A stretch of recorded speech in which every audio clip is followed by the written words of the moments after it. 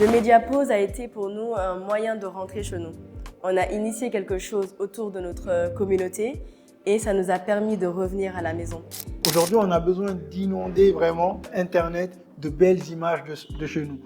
Salut Afrotech Hub, nous c'est Pause Média et moi c'est Ibrahim Ben Saïd Kamara, cofondateur de Pause Média. Et moi, Djiba Diallo, cofondatrice du même média.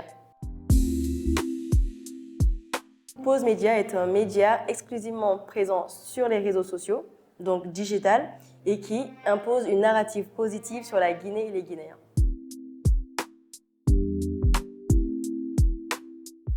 On a eu cette envie de créer un média parce que déjà chacun de son côté avait cette envie de toucher la Guinée d'une façon ou d'une autre. Quand on s'est rencontrés, il avait des compétences orientées médias comme moi aussi qui étaient complémentaires. Et on était dans cette ère du temps où on se souciait beaucoup de ce qui se disait sur nous. Donc on avait une envie de se dire, dans tout ce qu'on entend autour de nous, dans tout ce qu'on voit en ligne, pourquoi ne pas venir à notre tour et avoir notre discours, un discours qui est très authentique, qui raconte de manière très particulière ce que nous sommes. On s'est rencontrés et au fil des discussions et des sensibilités individuelles, on a vu que le projet idéal pour nous, c'était le média. Je me rappelle d'un soir où on s'était rencontrés parce qu'elle avait un projet à me proposer, un projet de média. Et moi, pile poil, j'étais en train de réfléchir à des contenus aussi autour de la Guinée. Et du coup, on s'est dit, au lieu de faire chacun son truc de son côté, pourquoi ne pas mettre en commun nos idées et on fait quelque chose ensemble, quoi.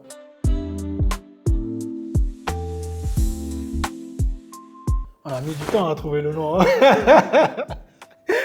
Absolument. En fait, on savait déjà plus ou moins le type de nom qu'on voulait. On voulait un nom qui soit court et qui reste un peu dans la tête, qui soit facile à prononcer, facile à écrire. Et du coup, au départ, on était parti sur des mots dans nos différentes langues qui pouvaient donner cet effet-là. Donc, on a fait des listes avec plein de mots. Et au final, on s'est retrouvé avec le nom Pause. Donc, c'est Djiba qui avait ramené un peu cette idée. Au début, on l'écrivait même Pause P-A-U, de façon normale, P-A-U-S-E. Et après, pour toujours marquer un peu la différence, on est allé tordre. On a tordu un peu le truc et mettre un Z à la fin. Et du coup, ça se rapprochait un peu de cette idée de clic où ça a amené de l'action. Donc du coup, clic dans sa compréhension, c'est plus la team, le groupe. Mais dans le nom, c'est comme si genre tu faisais une action de cliquer sur une vidéo, de cliquer sur un contenu. Et le nom pause, c'était dans l'opposé. C'était plutôt d'aller dans la frénétique de l'information. On faisait une pause, donc on cliquait aussi sur un bouton, mais on ralentissait et on se focalisait sur ce qui était important. Et ce qui est important, c'est nous, c'est nos histoires, c'est notre narrative. Donc c'est là aussi l'essence du nom.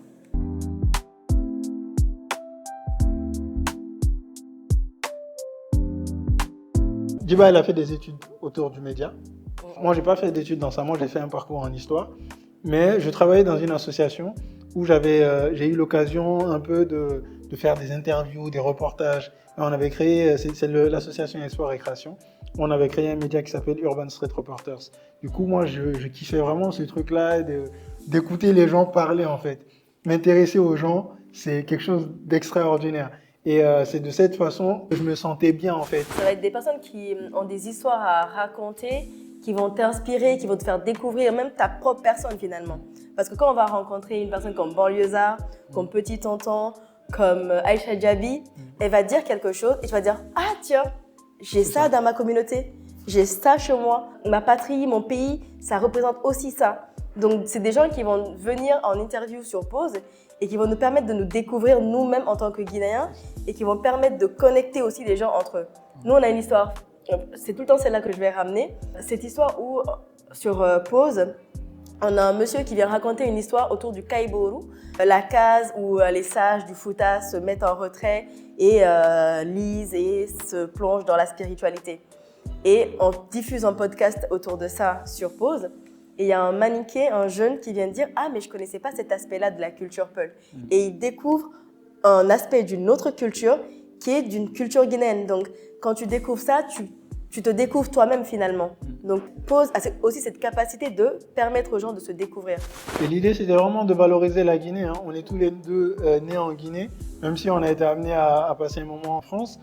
Mais on savait qu'on devait revenir chez nous. Moi, j'étais arrivé à un moment en fait où vraiment, je me disais, mais tout ce que j'ai réussi à apprendre jusque-là, ça sera beaucoup plus utile chez moi en Guinée qu'ici en fait. Et ça aura beaucoup plus de valeur pour moi parce que je vais faire quelque chose pour des gens qui me ressemblent, pour des gens de ma communauté, pour mes compatriotes, etc. Du coup, en termes de sens et de valeur, ça avait beaucoup plus de poids. C'était une porte d'entrée, entre guillemets, qui a fait qu'aujourd'hui, on est tous les deux là, entre autres. Je rebondis sur ce qu'il dit, du fait qu'on ait pu vivre ailleurs. Le fait de vivre ailleurs, c'est aussi une belle opportunité de prendre du recul et de savoir qu'est-ce qui est intéressant, important chez toi. Le fait que nous, on ait vécu en France, ça nous a mis dans un environnement où on était considérés comme étant des Noirs et rien de plus. Alors qu'on avait cette capacité à exprimer notre individualité de tellement de façons, mais en France, tu as cette imposition d'être juste une personne noire. Alors que quand j'arrive en France, je savais que j'étais une Africaine, une femme, une musulmane, une Guinéenne, une Peul, mais pas que j'étais noire. Ouais. Et quand tu arrives, toutes ces facettes-là de ta personnalité disparaissent et laissent la place à la seule identité noire. Et le fait d'être dans ce média-là, ça permet de casser ce côté identité unique et de ramener la pluralité de ce que nous sommes. Parce que nous sommes plusieurs ethnies, nous sommes plusieurs religions, nous sommes plusieurs régions, nous sommes plusieurs sensibilités uniques. Donc, il faut savoir exprimer ça. Et le média permet d'exprimer ces choses-là.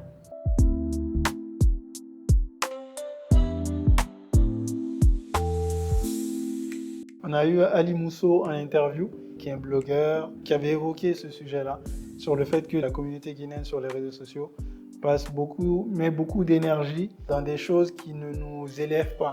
Donc l'idée de créer Pose, c'était vraiment ça aussi, de créer un endroit, une communauté où vraiment on va se connecter avec des personnes qui sont dans cet esprit de nous élever, en fait. Et c'est une histoire de contenu aussi. Donc plus on va faire des contenus qui contribuent à notre élévation, qui contribuent à nous connaître nous-mêmes, plus les gens vont les découvrir sur Internet.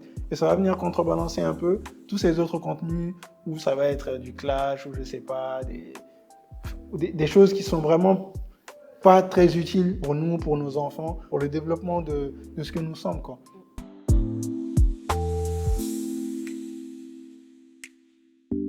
On peut parler déjà de l'immédiat, parce qu'on est déjà dans le projet de Pose dans sa phase 2, qui est d'être en parallèle du média, une agence de production audiovisuelle. Donc aujourd'hui, depuis on va dire 6-7 mois, Ibrahim s'est réinstallé en Guinée et sa présence ici a fait qu'on a développé des activités qui s'orientent vers une agence de production audiovisuelle. Donc Pose répond à des demandes de production photo et vidéo d'entreprises, d'associations et de personnes isolées. On développe cet aspect entreprise et en parallèle, on continue l'activité média quand on envisage de réfléchir et de développer toujours dans une optique d'amélioration.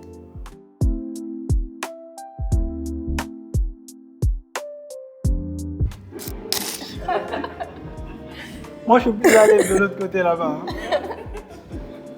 Parce qu'on peut rajouter, peut-être pour terminer, c'est que tous les gens qui suivent Pose, qu'ils sachent que Pose est aussi une agence de production audiovisuelle.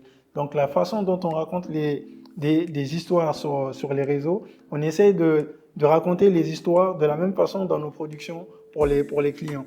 Et c'est aussi la raison pour laquelle beaucoup de gens nous sollicitent, parce qu'ils ont vu ce qu'on fait sur le média, ils savent qu'on est dans une narrative positive, qu'on a ce côté authenticité qui nous tient à cœur. Et du coup, on arrive aujourd'hui à retranscrire ces choses-là dans les productions clients.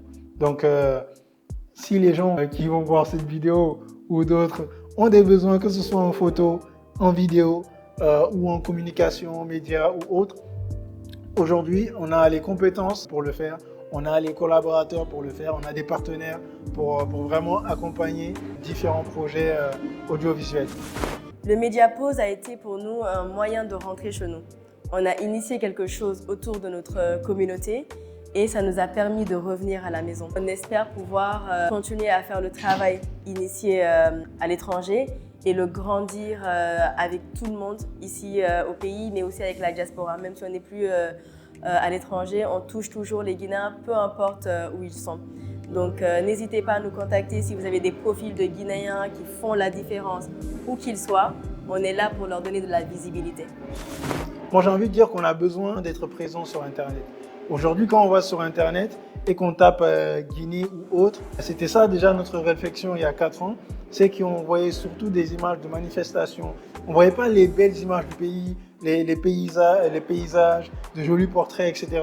Aujourd'hui, on a besoin d'inonder vraiment Internet de belles images de chez nous. Aujourd'hui, Internet, ça a permis de rééquilibrer pas mal les choses parce qu'on peut montrer ce qu'on veut. Donc, l'image qui s'est construite ces derniers siècles sur l'Afrique et sur la Guinée en particulier, nous, on peut contribuer largement à déconstruire cette image-là. Donc, en réalisant des productions, que ce soit si vous êtes photographe, vidéaste, peu importe ce que vous faites, mettez vos travaux sur les réseaux sociaux, mentionnez la Guinée, montrez au monde qu'on a un beau pays et qu'on a de belles personnes ici en Guinée.